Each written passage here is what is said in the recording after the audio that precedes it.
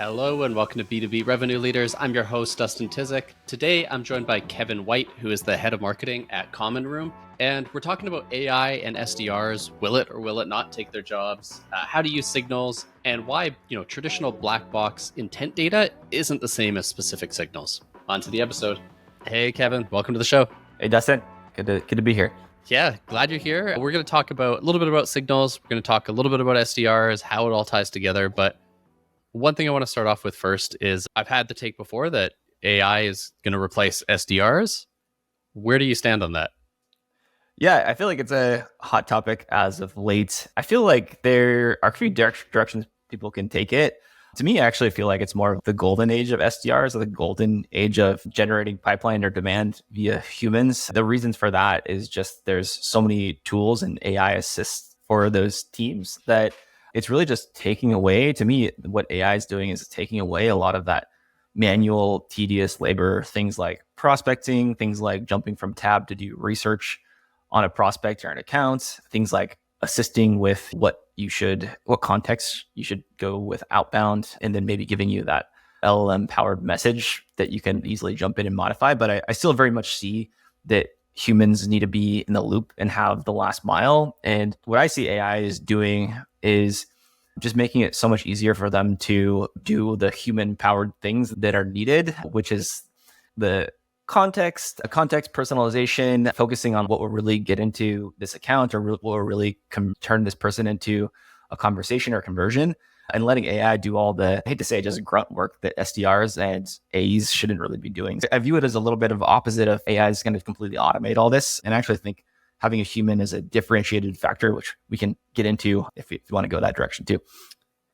Yeah, for sure. I think it ups the bar a little bit. AI also made it really easy to create a whole bunch of bad content on the content marketing side. I think it's done the same thing on the email outreach SDR side. It's probably easier than ever now to spin up, I'm doing air quotes here, like personalized emails that are just from AI. So I think, I like what you're saying about the human side actually stand out above all the noise that we're seeing right now. Yeah, I guess I have a take there too on AI automation could be just the next spam cannon or the next thing that marketing ruins. Yeah. And so when everyone's using this commoditized data of sourcing the things like firmographics, whether it's from a prospecting tool like Apollo or Zoom Info or even just LinkedIn, if everyone's using the same data set to train their model, and then just letting AI run wild and spam the people in their ideal customer profile or target accounts or what have you, then there's no real way to stand out. And so what data you feed into your model, if it's all the same and it's commoditized, then you're just going to be spamming people, and people learn fast that, this is generated by, I'm just going to glaze my eyes over an archive or spam this message. And so I feel like the way to really stand out is to feed the model with better data or more bespoke data that's related to your product or to signals that are happening that are more identifiable or more unique than just like the traditional, this person works at this job, they've been here in this role for this amount of time, this is the school they went to. That stuff's not going to help you stand out as much as the signals that are really interesting. Are they using your product? Are they visiting your website? Are they following different competitors and topics on LinkedIn? These are the types of signals that, like, if you feed that into your AI model, then that's going to help you really stand out and identify first the right people to reach out to. Yeah, I like I've heard a few times, marketers ruin everything. Yes. Like we do. Once where there's something, it gets exploited and then eventually goes that way. So you mentioned feeding the model, you mentioned personalization and kind of some traditional human SDR work. Curious how you think through an SDR organization then. Do you get an SDR who can do some of the technical stuff and the human side? Do you have a SDR architect type person? How do you think through that? Yeah, I actually think maybe I can share what we're doing at Common Room, because the SDR team is part of the marketing organization and we're taking a similar, more modern type of approach. And so I can only share like what the personal experience that I lived. So the way that we are handling things at Common Room is we'll have ideas or hypotheses of what signals we want our SDR teams to act on. And so they're not really doing cold outbound. They're looking at inbound leads. They're looking at, we're a PLG company. So they're looking at people using the product. They're looking at people who are visiting our website, all these different signals that we're actually collecting with Common Room and aggregating into Common Room. And so our SDRs are running plays off that. And we take a crawl, walk, run approach crawl, walk, run. It's hard to say that approach. And so at the crawl stage, we're really just doing things very manually, not using AI, not even always using our products to identify signals, and then doing really personalized bespoke emails and outbound to people. And we're trying to hit a bar of 5% or higher conversion to meeting rate. That's like our standard for, is this a valid experiment?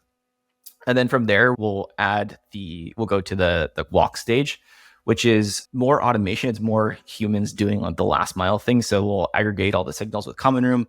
We will filter everyone who is in the right kind of target account or profile from those signals. And then we'll have bespoke outbound. We use outreach sequences that have customized snippets and things like that in it. So really what's happening at that walk stage is the SDR and account executives are going through each of a burn down list of different plays, and they're adding people to an outbound sequence. So it's really taking a lot of that whole research-based tedious work out of their workload. And so they can focus on identifying the right people and putting them to the right sequences. And then once that part becomes completely automated, or just click send, and we're confident that there's no human intervention needed, then we can do the full on outbound automation. We actually use Common Room for that as well. But that's like our approach to like how we go from early stage to do things that don't scale to like full on automation. And I don't see us ever getting to a point where it's just going to be like everything is running completely automated. But I think that's the modern way of doing things. And we certainly don't have to hire as many SDRs and team members because we're taking a lot of that workload off of their plates that is not necessarily needed on the human side. Yeah, I think there's also an interesting thing. They're combining the two, more so tiering. So take former customer moved on to a new job, which is a common signal that many companies use. We've used it. It works really well. It's one of the better ones, I think. There's a difference of they join a random 30-person company and they join, I don't know, a HubSpot or a Salesforce, right? There's different tiers of accounts. 30-person company is the company that your target market, great, Yeah, exactly. Yeah, there's just some that are going to be higher value. So is that something you do as well, even when it's fully automated? Are there certain triggers on top of the signals essentially that say, hey, we need more human intervention here? Yeah, I think we still take that same kind of approach. And for job changes for something like job changes as a signal, which is a signal that we offer at Common Room as well, the way we filter for that is, identify the job change, and we can layer on other things like, were they a former product user, which is a signal, or what org did they go to? Does that fit our ideal customer profile? And then if both of those things match up really well, then there's like only so much you can say with outbound message. And so human intervention in that case isn't necessarily so required. We certainly want it to, especially if it's someone who's like a power user or a champion and they change jobs, we don't want to send them a generic message. So we want to say, have the context of the relationship from the past. And so you do need to have that kind of at least first line where it's like, hey, I know you were like a customer before and it was so great working with you. Remember when we did this like thing and mentioned something that happened in the past? Like AI is not going to be able to do that for you. I certainly think that for to stand out, you still need that like human touch. I don't know if that fully answered the question, but it's, that's how we're using job change signals, at least internally. Yeah, no, it does for sure. And I think like as more tools and more AI and more ways to run some of these signal-based campaigns, it's also just another way to stand out. Like eventually, if everyone's using the same platform, sending the same message, and I change a job and I get 6 messages from people that are identical, the personal one's going to be the one that actually stands out.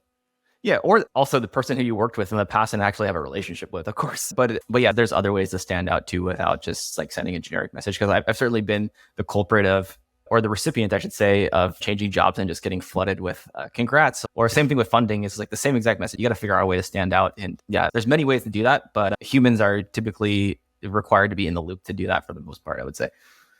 Yeah, on a similar note there, like you mentioned funding or job change, like those are really common ones. I'm curious, any other signals that you've seen success with that maybe aren't as common?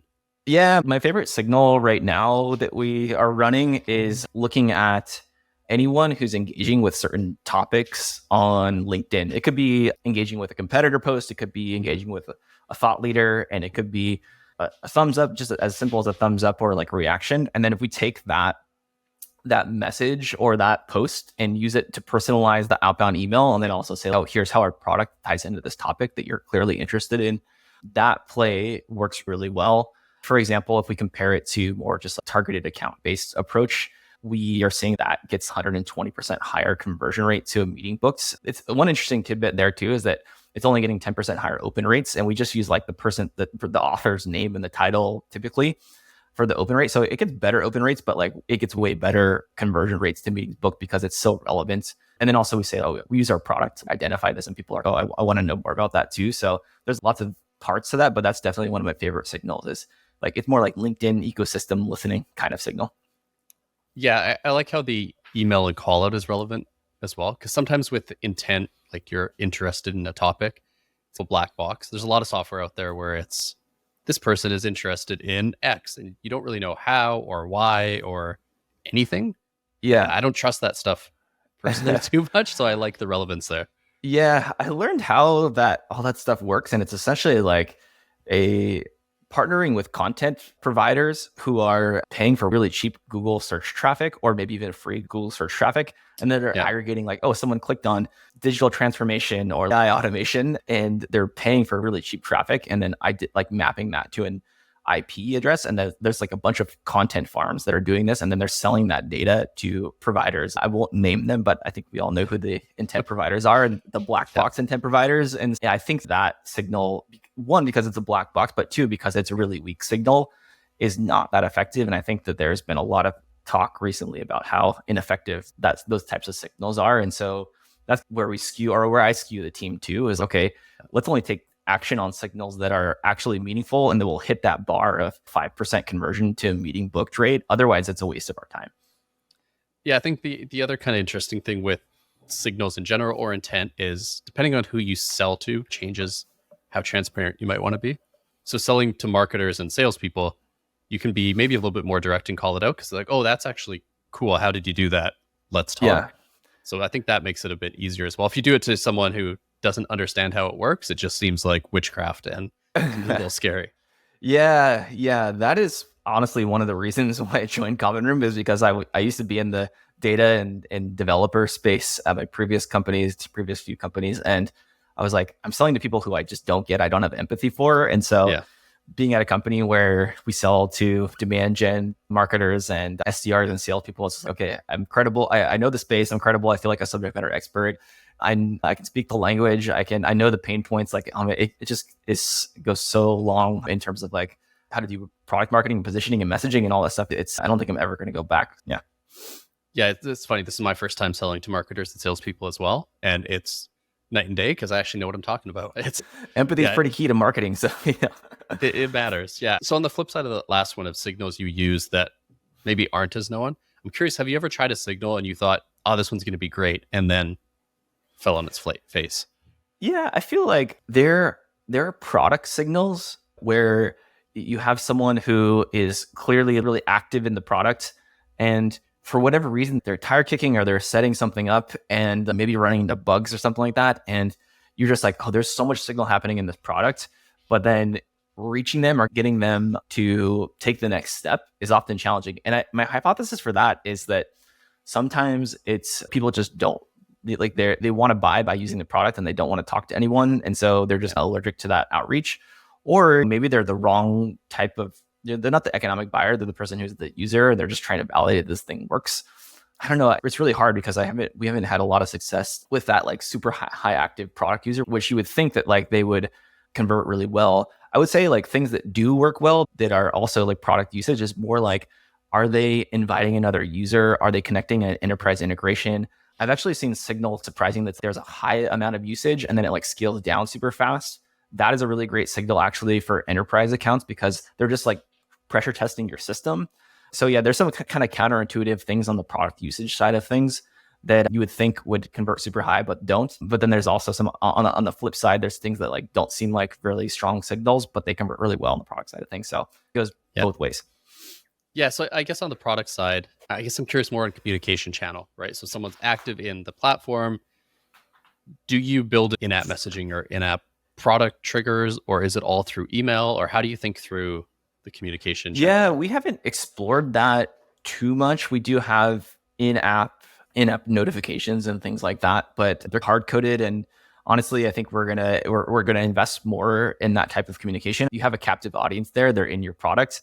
I feel the balance there is, do you want to, or try not to annoy the user with too many notifications? I think we all kind of hate going through those walkthroughs. We're just like clicking through, just like, get me to the product now. I don't want to go, I don't need to read all this stuff. I just want to jump in, or at least that's my mentality. So I try and avoid that type of experience and lean more towards a notification that's hopefully helpful. Or, oh, you hit one great example there, I think, is you hit a limitation screen, or you hit a feature that you don't have access to, and then raise your hand. That's a great out and a great usage of that, like in-app notifications. Yeah, I would say I don't have the expertise to fully answer in the last 2 years or so, but it's something that I certainly think is a worthwhile endeavor to explore. And we were exploring, yeah. Yeah, as someone who tries a lot of software, mostly because I'm curious, I will go in and poke around. It's funny when you see, I've had really good in-app or even email contextual sequences where it's, hey, saw you, I don't know, created an agenda, but didn't set a date and didn't do this. Did you know you could? That stuff is intent-based, because the intent is probably I created an agenda, that's a trigger, but then they provided that value rather than pitching me immediately. So yeah, just so many options. PLG is hard. I've never been at a PLG company. It's fascinating to me, but it just seems like a giant puzzle to try to crack.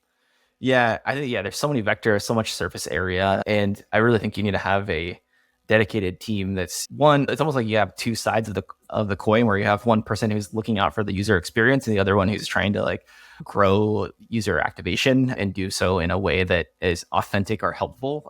So it's like you have checks and balances there, but we did quite a lot of that when I was at Segment. That was like 5 years ago plus, but that was where we really like fine-tuned that. But it was at a later stage in the company when we had more like 200 plus employees. So yeah, not an easy thing to do for sure. Yeah. And then I guess last question, all this, I won't say it's an AI boom, because usually that's, goes up and stops. I think it's just kind of reality now.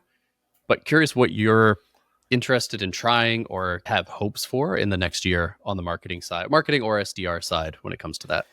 Yeah, we're going to be releasing quite a lot of new features, and I'm hopeful that we can get to a point where we can fine tune an AI outbound message that, one, is it starts with the core of this is on point for our marketing messaging, but then also incorporates different LLM snippets that are related to what the user experiences are, whether it's their signal or their journey or their past experience or whatever. And so I'm really hopeful that will beat our control of the best like signal plays that are working right now. And I guess the other thing I'm excited for is just the prospecting side of things, and just putting leads up on or prospects up on a platter for the SDR team, so that, and then also with historical context that's summarized, like just eliminating all that tedious, mundane tasks that people like shouldn't have to do in this day and age. I think it's, if I was an SDR, I would be excited that that part of my day is no longer needed. So yeah, I wonder if it does. I'm hopeful actually, but I wonder if it'll change the career path of SDRs, because SDRs have, it's been, hey, here's a whole bunch of grunt work that's really difficult to do, and you have to make 200 phone calls and email all these random people and do this random research. Then they either move up or they move out after 6 months. Yeah. Whereas this seems more, having an SDR who's been doing it for 3 years, who's really good, is actually a pretty high value piece in the organization. Yeah. What's even more exciting or promising for that role is that if you can augment your tedious workload and then be more productive on the pipe generation side, you can command a higher salary. You just be like, hey, I'm generating all this pipeline, and you're paying me entry level SDR role. I should be getting paid more. So there's also another reason why I think it's the golden age of the SDR, is that you can command a higher salary if you're producing more pipelines with AI copilots. Yeah, exactly. Yeah, I always I fight for SDRs a little bit, because it's a hard job. It's always been one of the hardest jobs, I think. Glad we're making some inroads there. Kevin, that was awesome. We covered a whole bunch of topics there around intent. Where can people go if they want to learn more, connect with you? Yeah, sure. I talk about all this stuff a lot, or post a lot about this stuff a lot on LinkedIn, so you can find me there. And then, yeah, if you want to try Common Room, we have a free product and a free trial of our team plan. So just go to commonroom.io and sign up and do some of the stuff that we talked about today, pull in signals and automate from there. Yeah, really thankful for you having me on, and it was a great conversation. Awesome. Thanks for joining me. And for our listeners, I'll include those in the show notes. Kevin, thanks again. Awesome. Thanks, Dustin. Thanks for listening to this episode. My key takeaway from this one is just around how sometimes counterintuitive signals are the most powerful ones, but you wouldn't really ever discover them unless you tested them and looked at the data and experimented. So for example here, Kevin mentioned super high usage at an enterprise account that just drops right off a cliff is actually a positive signal because they're pressure testing. So not something you would actually think of intuitively, and it shows why you need to dig into this data and try things. If you enjoyed this episode, please head on over to wherever you listen to your podcasts and click subscribe. And as always, I'll be back next Tuesday with a new episode.